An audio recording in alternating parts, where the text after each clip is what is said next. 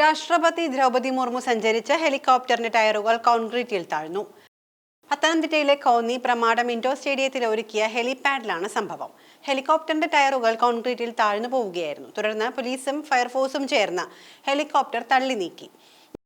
നിലയ്ക്കലെ landing മാറ്റിയതോടെ ഇന്ന് രാവിലെയാണ് പ്രമാടത്ത് concrete ഇട്ടത്.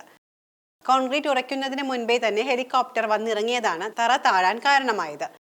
സംഭവം ഗുരുതരമായ സുരക്ഷാ വീഴ്ചയെന്ന ആക്ഷേപവും ആരോപണവും ഉയരുന്നുണ്ട്. രാഷ്ട്രപതി ശബരിമല യാത്രയ്ക്കായി ആദ്യം നിലയ്ക്കലിൽ ഹെലികോപ്റ്ററിൽ ഇറങ്ങാനായിരുന്നു നിശ്ചയിച്ചിരുന്നത്. എന്നാൽ മഴയടക്കമുള്ള പ്രതികൂല കാലാവസ്ഥ പരിഗണിച്ച് അവസാന നിമിഷം ലാൻഡിംഗ് പ്രമാടം ഇൻഡോർ സ്റ്റേഡിയത്തിലേക്ക് മാറ്റുകയായിരുന്നു. രാഷ്ട്രപതി ദ്രൗപദി മുർമു ഇന്ന് രാവിലെയാണ് ശബരിമലയിൽ ദർശനം നടത്താനായി പുറപ്പെട്ടത്.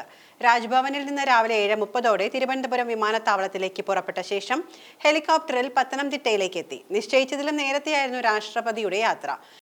രാവിലെ 9 പ്രമാടത്ത് ഹെലികോപ്റ്ററിൽ ഇറങ്ങിയ ശേഷം അവിടെ നിന്നും റോഡ് മാർഗം പമ്പയിലേക്ക് പോയി. പമ്പയിൽ നിന്ന് കെട്ടുനിറച്ച ശേഷം പോലീസിന്റെ ഫോഴ്സ് ഗൂർഗ വാഹനത്തിൽ സന്നിധാനത്തേക്ക് എത്തി. ഇരുമുടിക്കെട്ടുമായി 18ാം പടി ചവിട്ടി അയ്യപ്പ ദർശനം നടത്തി. ഉച്ചയ്ക്ക് സന്നിധാനത്തെ ഗസ്റ്റ് ഹൗസിലാണ് വിശ്രമിക്കുന്നത്. രാത്രിയോടെ ഹെലികോപ്റ്റർ മാർഗം തിരുവനന്തപുരത്തേക്ക് എത്തും. പിന്നാലെ ഗവർണർ രാജേന്ദ്ര അർലേക്കറുടെ അത്താഴവിരുന്നിലും പങ്കെടുക്കും. രാഷ്ട്രപതിയുടെ സന്ദർശനത്തോടനുബന്ധിച്ച് ശബരിമലയിൽ ദർശനത്തിന് നിയന്ത്രണം ഏർപ്പെടുത്തിയിട്ടുണ്ട്.